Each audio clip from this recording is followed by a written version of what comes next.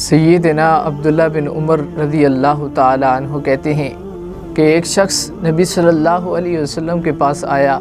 اس نے آ کر کے کہا نبی صلی اللہ علیہ وسلم سے ای الصدقۃ افضل، کہ کون سا صدقہ سب سے زیادہ افضل ہے، کون سے صدقے کا سب سے زیادہ اللہ تعالیٰ کے ہاں اجر ہے، کون سا صدقہ ایسا ہے کہ اللہ تعالیٰ اس کا ثواب سب سے زیادہ دیتا ہے.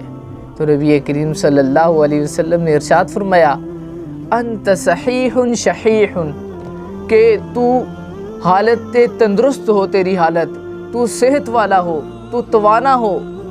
شحیح، اور حالت تیری ایسی ہو کہ تجھے مال اکٹھا کرنے کی حرص بھی ہو، کہ تیرے پاس مال زیادہ ہو. تخشى الفقر، تجھے فقیری کا ڈر بھی ہو کہ تو اگر مال خرچ کرے گا تو غریب ہو جائے گا. وتأمل الغنى، اور غنی ہونے کی امید بھی ہو کہ تو اگر یہ مال خرچ نہیں کرے گا تو غنی رہے گا.